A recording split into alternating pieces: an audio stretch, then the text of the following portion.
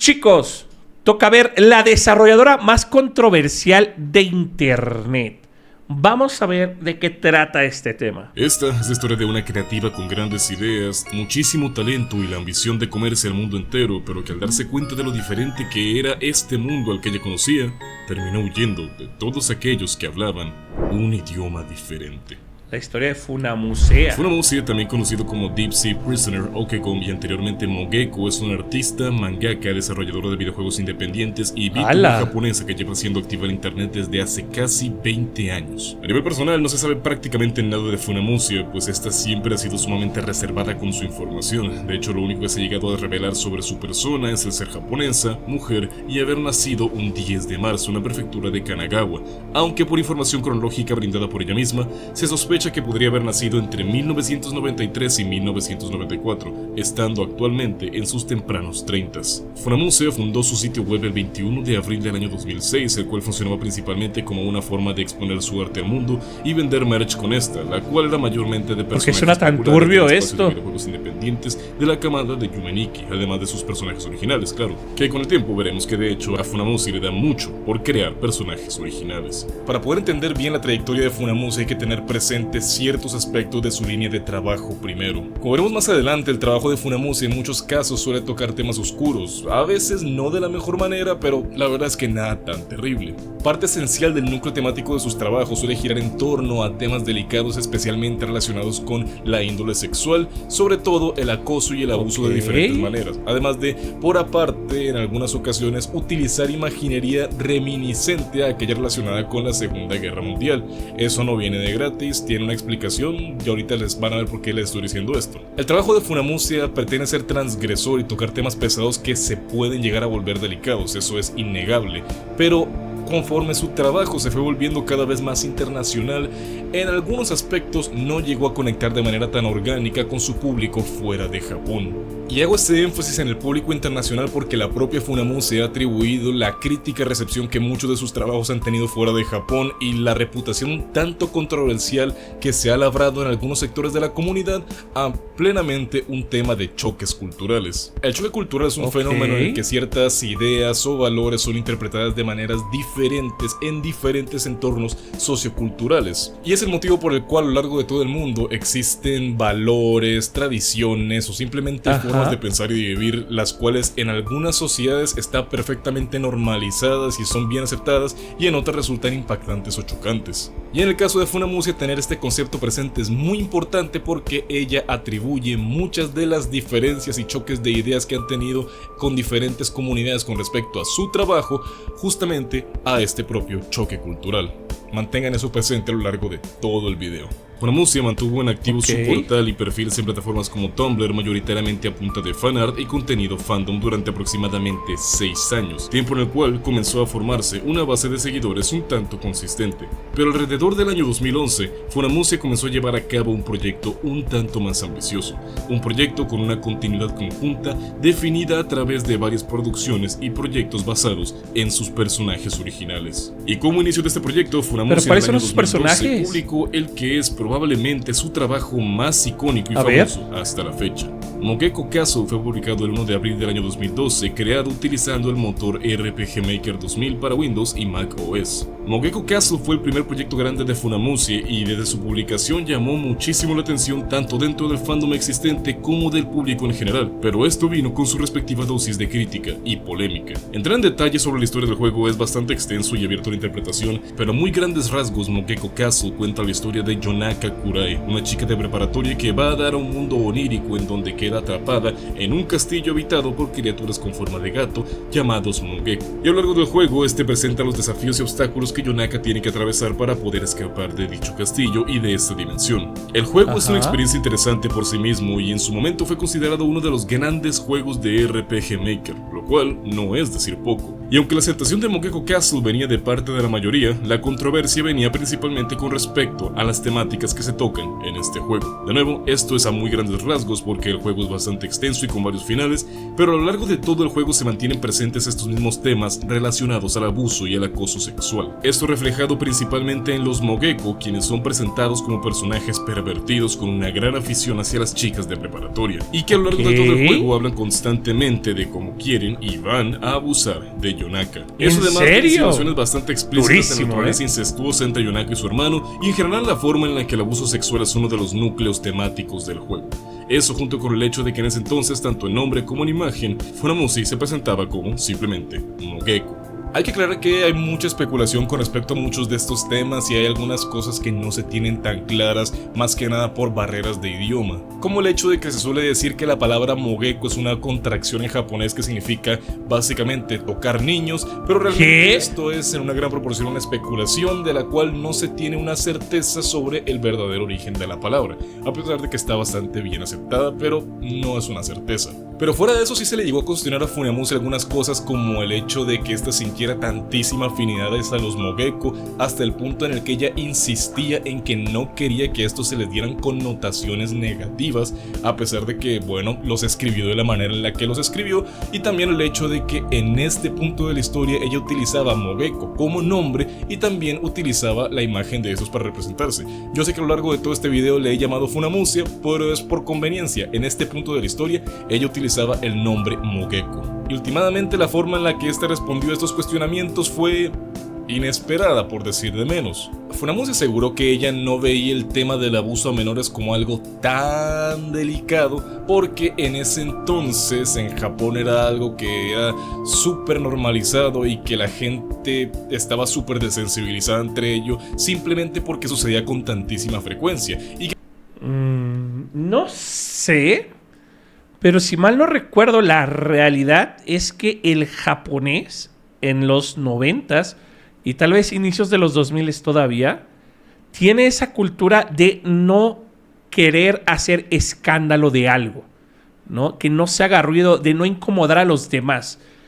Y la razón por la cual no es que estuviera normalizado, sino no se daban a la luz estas cosas feas de acoso que tienen los japoneses, era porque no querían molestar a los demás.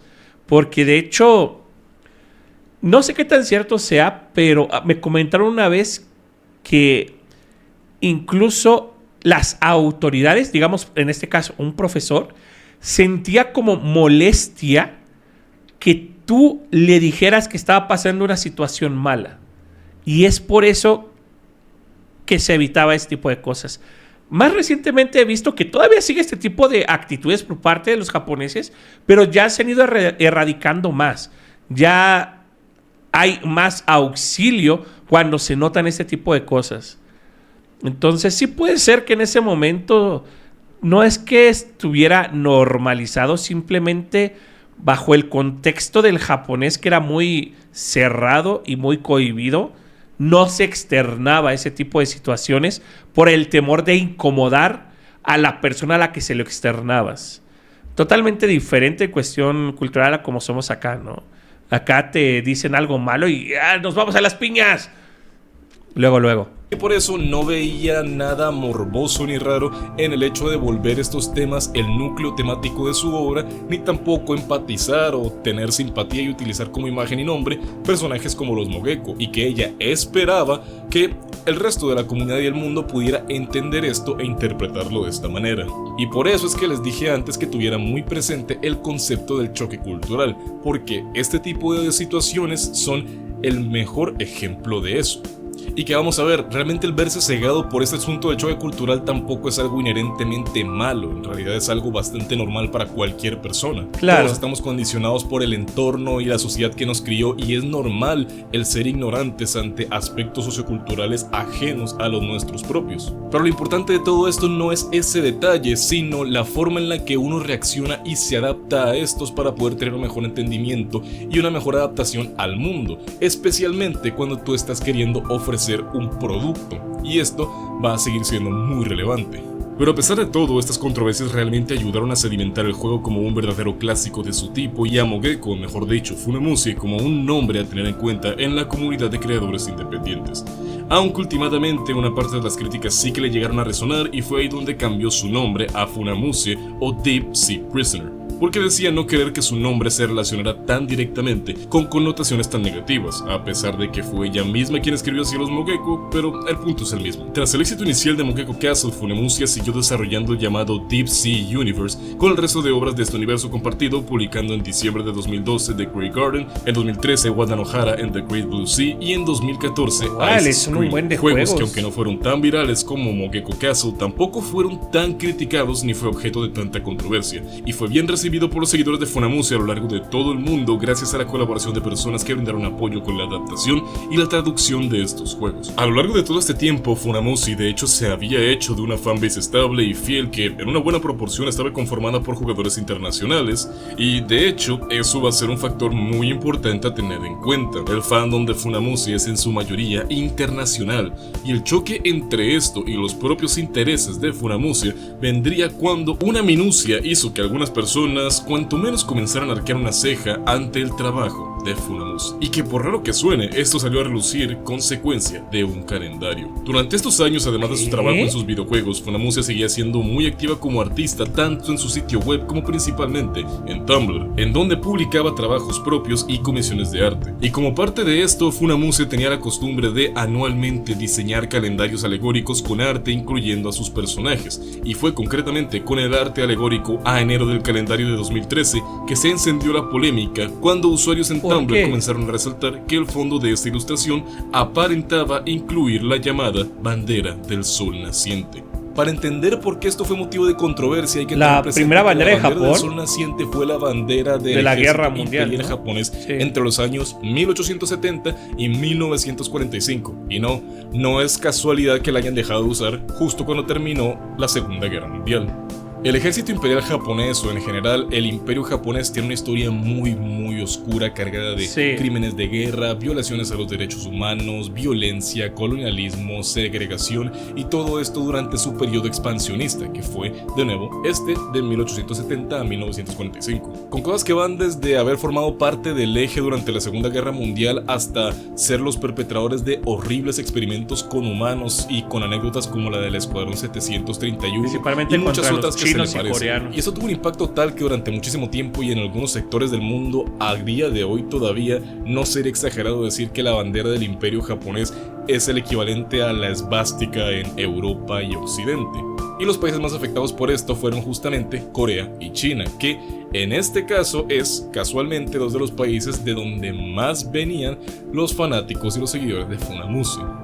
A través de Tumblr, principalmente miembros de la comunidad. Pero, ¿cuál fue la imagen del calendario? O sea, para tener una referencia, porque igual era una chica militar o un personaje militar o algo así, evocada en ese tiempo, entonces tendría sentido que tuviera esa bandera, pero así sin ver tampoco podemos saber si hay veracidad en esto.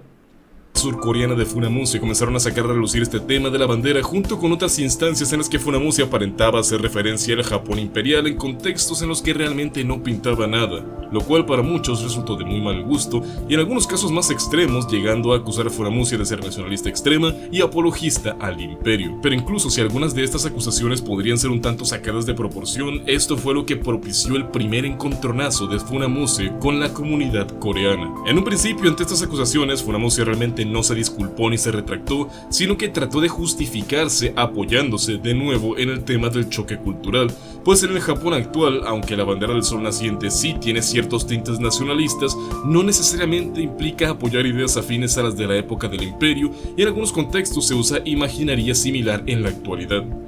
De hecho, si no estoy equivocado, todavía tienen un partido como comunista, algo así en Japón, que es muy nacionalista y discrepan un poco con lo que antes hacía el emperador, con lo que buscan, pero no significa que no tengan algunas cositas malas que se hayan visto allá. El tema es que aparte de esto, adoptó una postura defensiva que fue percibida como falta de empatía ante la reacción del público, y además dobló la apuesta y encima de negarse a las solicitudes de eliminar la ilustración. ¿Esa es la imagen? Ay, no lo sé, hermano. Se me hace muy exagerado, honestamente. Vale, que sí. Es el sol y están los rayos. Representan la bandera imperialista japonesa. Pero es que esos rayos también le dan una perspectiva del fondo y la distancia. O sea, ay, Dios mío, si esta es la imagen, se me hace una mamada todo esto que le hayan dicho, ¿eh?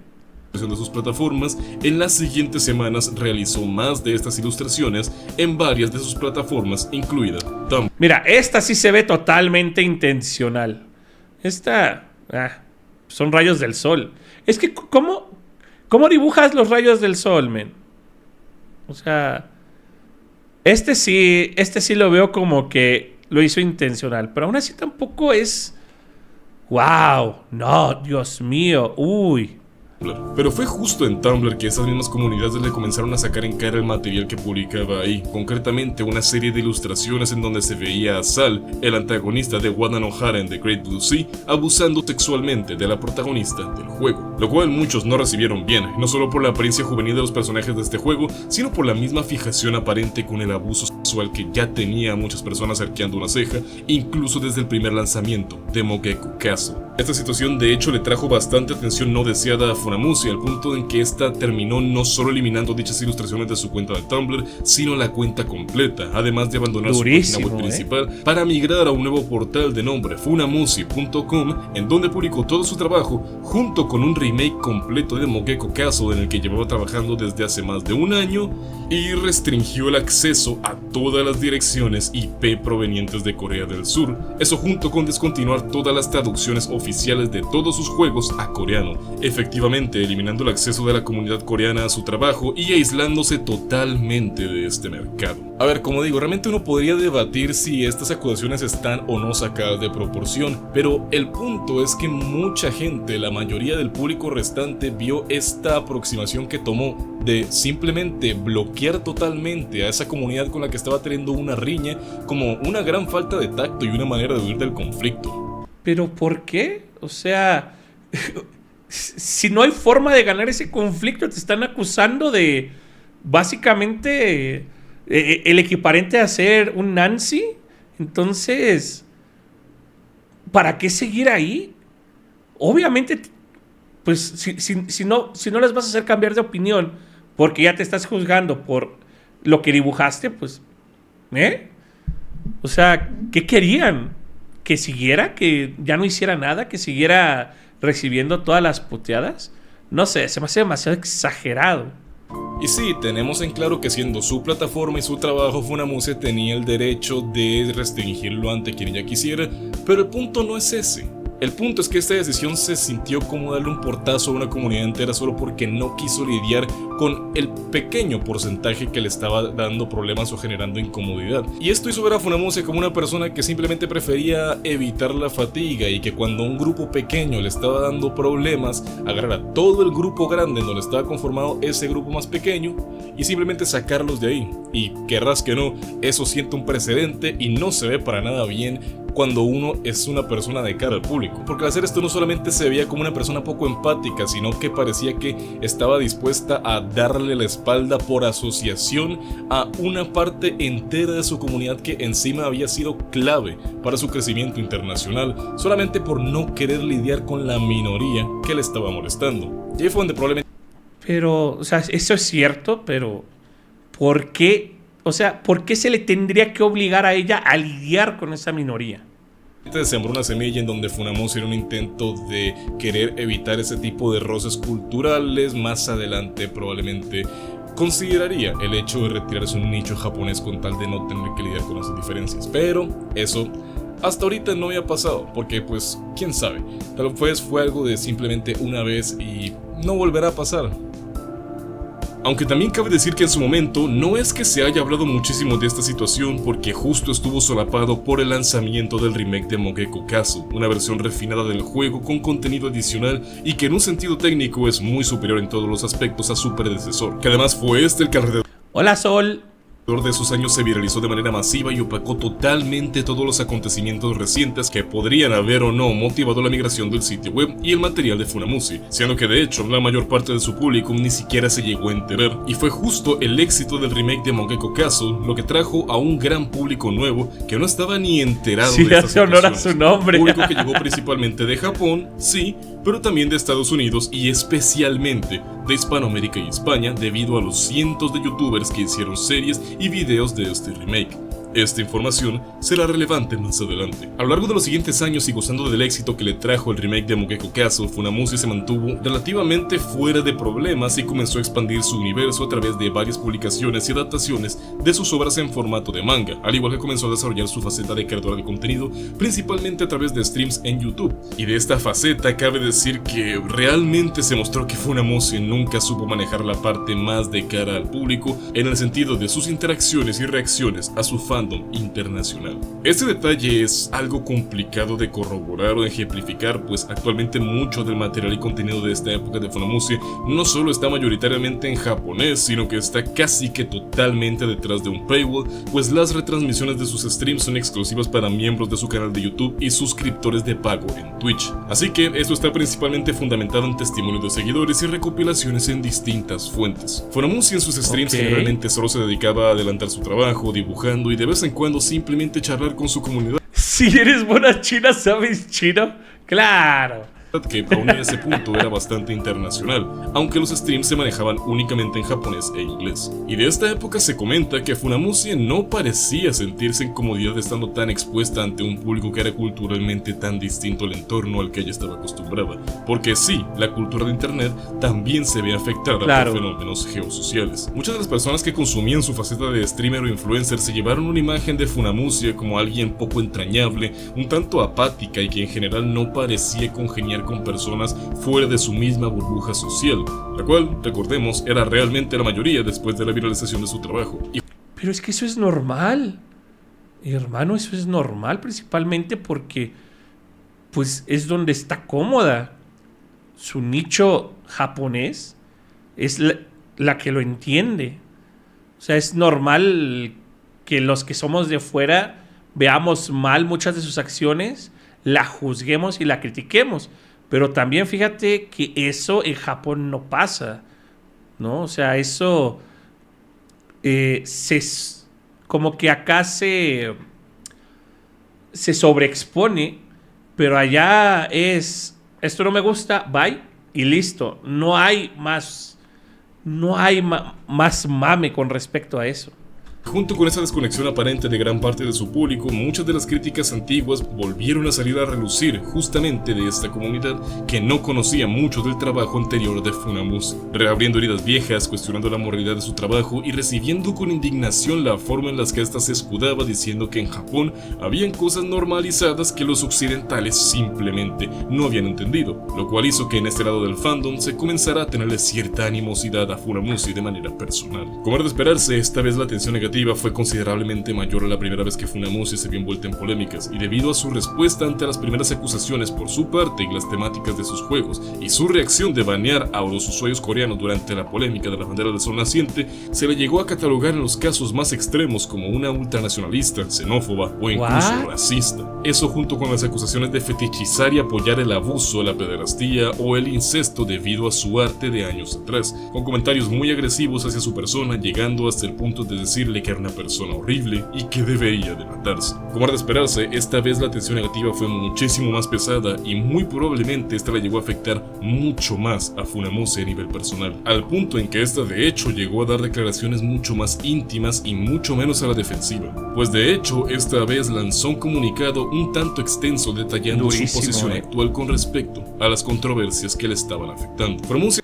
A ver, es normal esto. Asegura que le parece terriblemente choqueante que se insinúe que ésta apoya el abuso, siendo que incluso en el pasado ella ha dejado de trabajar con personas que tenían este tipo de comportamientos. Incluso llegó al punto de revelar que, aunque sin especificar mucho, esta tuvo un abusador en su vida cuando era joven, pero que realmente no relaciona, al menos de manera consciente, su trauma con su arte. Pero además de todo eso, que realmente es más que nada para entender el contexto personal de Funamuse, esta también asegura que no quiere que la gente sensible consuma su contenido, que asegura no entender ni el idioma ni la cultura occidental y que a partir de ahora pretende dejar de expandir su obra a otros mercados internacionales de manera oficial, tomando, esta vez de manera más firme aún, la posición en la que el choque cultural le es tan sobrecogedor que prefiere simplemente aislarse en lo que ya le es familiar, y esta posición se exacerba aún más teniendo en cuenta que este comunicado fue publicado única y exclusivamente a través de su Patreon. Para este punto, Funamushi realmente demostraba haber simplemente asumido que no se sentía en comodidad de desarrollar su trabajo en una demografía geográfica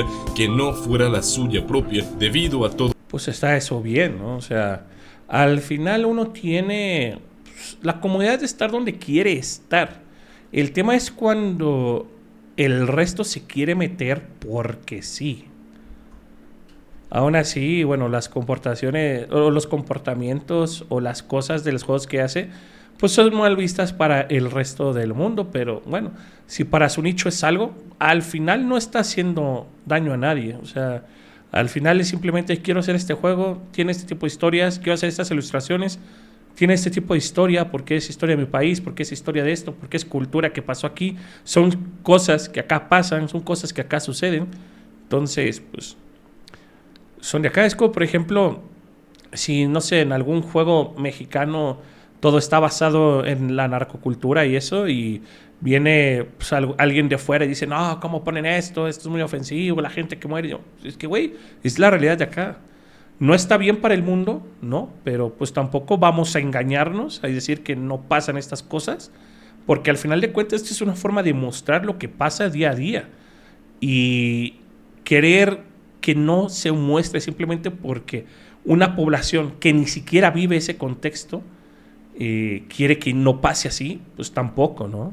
Todo esto que ella catalogaba como diferencias culturales o diferencias en sensibilidades. Y yendo a puntos aún más extremos, probablemente como una medida preventiva, esta comenzó a refugiarse únicamente en su comunidad más cercana de personas que la apoyaban en Patreon, miembros del canal de YouTube y más adelante suscriptores de Twitch. O sea, la única forma en la que podías formar parte 100% activa de la comunidad era pagando una cuota mensual. Y claro, no ser de Corea. Y es dentro de esta comunidad tan cerrada claro, que de no ser hecho de Corea. esta se daba apertura para expresarse con respecto al trato que había tenido hacia la comunidad occidental y la forma en la que ésta considera que fue percibida. Pues en el mismo mes que hizo estas declaraciones también llegó a hablar sobre la controversia de los fanarts con uniformes nazis, la bandera del sol naciente, aclarando que no le interesaba la política detrás de esos símbolos y que simplemente no quería lidiar con personas que le fueran a dar problemas con respecto a eso. Efectivamente, convirtiendo poco a poco a su comunidad en una suerte de burbuja en la cual al menos aparentemente se mantendría cómoda continuando con sus proyectos y su trabajo como artista durante el resto del año 2023, por algo que en principio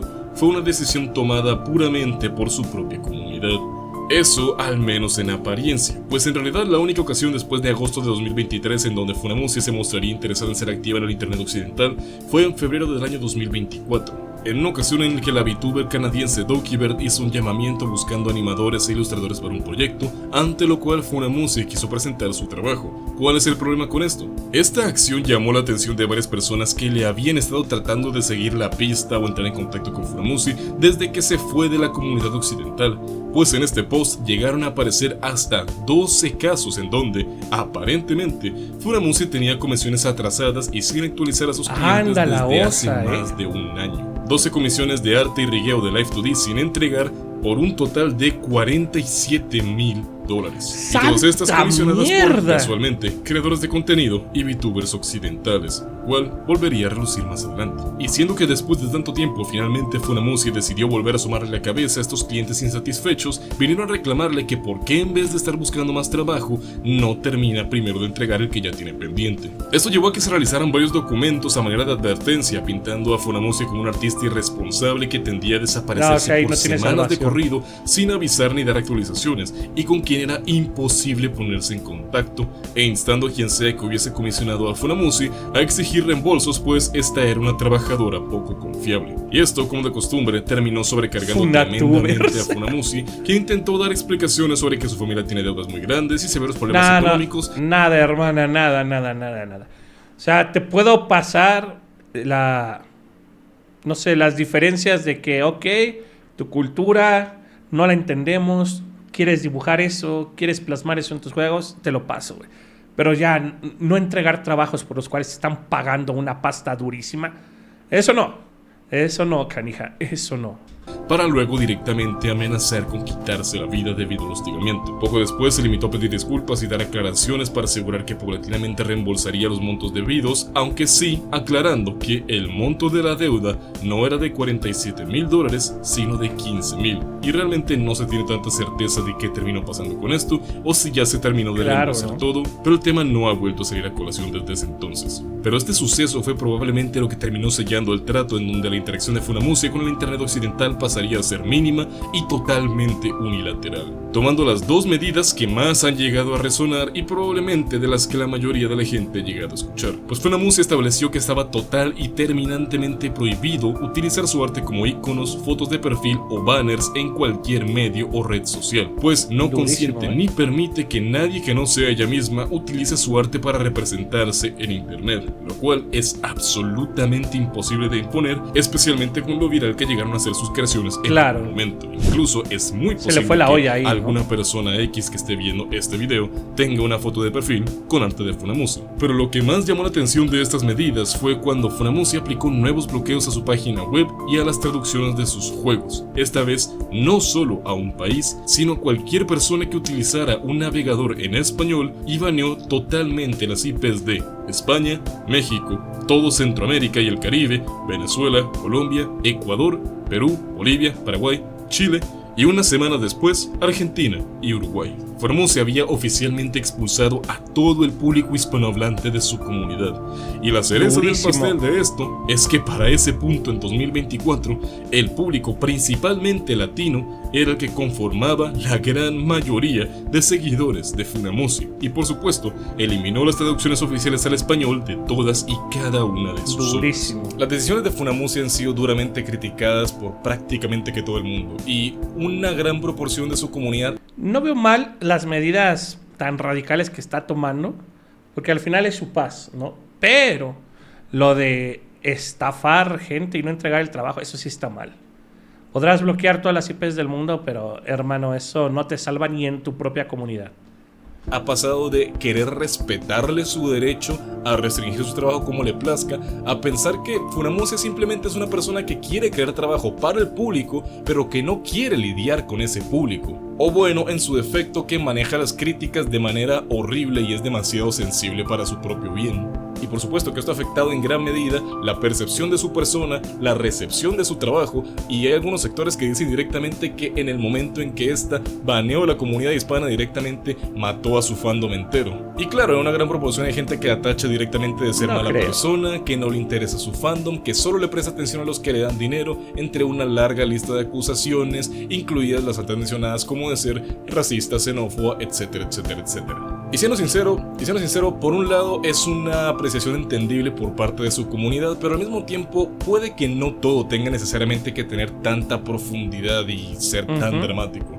Porque también es posible que simplemente en el fondo, y aunque ella misma no lo supiera, Funamushi nunca estuvo realmente dispuesta a querer entender la cultura del mundo al que se estaba exponiendo, y nunca quiso empatizar ni mostrarse abierta con ese público que estaba atrayendo. Y quién sabe, tal vez directamente nunca estuvo hecha para una exposición tan grande. Claro, es verdad que antes de su éxito internacional ya llevaba tiempo en internet, pero recordemos que antes de eso era una artista de fan arts amateur con una base de fans muy pequeña y sobre todo muy local. Porque a la hora de la verdad, siendo sincero, es que no todo el mundo está hecho para estas cosas, y eso no es necesariamente algo malo. Eso es cierto. No todo el mundo está preparado mental o emocionalmente para lidiar con exposiciones a públicos grandes, variados y con distintos puntos de vista. Y eso no tiene necesariamente por qué ser algo malo, pero lo que sí es verdad es que es realmente ingenuo en este tipo de escenarios pretender exponerte como una persona de cara al público y al mismo tiempo querer mantenerte aislado dentro de la burbuja de el mundo que tú conoces y los públicos que tú conoces, porque sinceramente eso va a salir mal, y lo que le terminó pasando a Funamushi fue bastante esperable. Perdió muchísimo del apoyo de varias de las comunidades que fueron lo que llevaron sus juegos y sus proyectos y sus mundos a la internacionalidad y a públicos nuevos, y últimamente pues tal vez se quedó simplemente donde ella quería, dentro de su burbuja. Porque independientemente del apoyo tal cual o la percepción personal, el hecho de que tal vez una persona que esté viendo este video no necesariamente considere que Funamuse sea una mala persona, sino que tal vez es una persona algo malentendida y quisiera verdaderamente poder seguir apoyarla. No importa, porque no puedes, directamente ya no hay manera. Así que por mucho que todavía existiera un mínimo ápice en cualquier persona de seguir apoyando a esta persona que está bien, estamos de acuerdo que tiene sus conflictos, tiene sus problemas y tal vez mordió más de lo que podía masticar, ya no lo permite.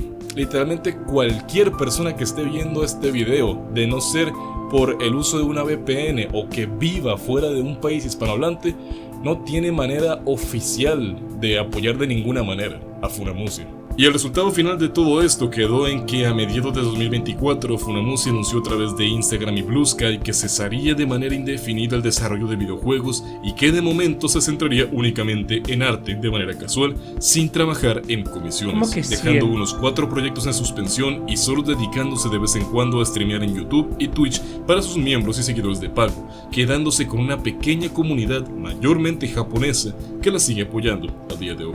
Y siendo sincero, es posible que eso era lo que realmente funcionaba para ella desde el principio. De nuevo, es difícil decir cuál es el estado actual tanto de la comunidad como de la propia Funamuse, porque ahora se maneja totalmente en japonés y el 90% de su contenido está detrás de paywalls. Pero teniendo en cuenta el precedente de su experiencia durante años y de cómo aparentemente nunca logró adaptarse ni sentirse cómoda al estar expuesta a una comunidad mucho más grande, no sería raro pensar que algo así es lo que Funamuse verdaderamente quería. Personalmente no sé decir si Funamuse es realmente una mala persona, racista, xenófoba o cualquier otra cosa de lo que se le ha llegado a acusar, porque, de nuevo, la mayoría de personas de este lado del mundo no tenemos manera de saber si sus actitudes con respecto a este tipo de temas de verdad son producto de su entorno sociocultural o si incluso bajo sus mismas circunstancias todas sus controversias también serían vistas con malos ojos. Pero lo que es innegable es que aunque Funamuse podía crear obras que podían ser disfrutadas por gente de todo tipo, esta misma no pudo nunca entender cómo funcionaba el mundo fuera de su burbuja. Ella no pudo y realmente no quiso entender al resto del mundo, y la forma tan poco efectiva que tuvo de responder hizo que el resto del mundo tampoco quisiera hacerlo con ella. Y tal vez ahí está la moraleja más amarga. Funamuse sí tenía un público enorme dispuesto a apreciarla, pero ella nunca estuvo hecha para manejar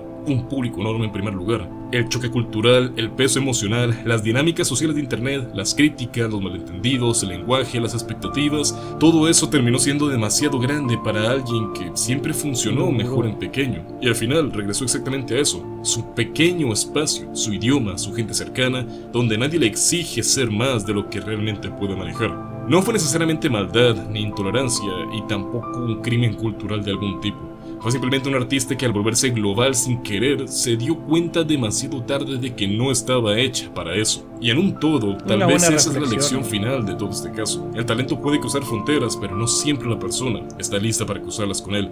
Y así como es innegable que obras como Mogeko Castle, Guadalajara, The Great Garden o todo lo demás que el catálogo de Funamuse ofrecía son experiencias que marcaron un momento en el tiempo para mucha gente, tal vez para la creadora de estas obras el permitir que éstas brillen por sí mismas sin la necesidad de tratar de seguir ese ritmo es el mejor final posible para la creadora de videojuegos que quiso huir del mundo entero. Esta es la historia de Funamuse. Crudísimo, ¿eh? Muchas gracias por ver este video. Si te gustó, no dudes en dejar un me gusta y compartir. ¡Claro! Puedes seguirme en mis redes sociales, especialmente Twitter, Kik y mi canal de envivos.jvt, en donde estamos todas las semanas. Pues creo que logré desarrollar un poco mejor una apariencia que va a desentonar un poco menos en lo local. Así que, deme un segundo. Necesito prepararme mentalmente. Necesito prepararme. Canijo.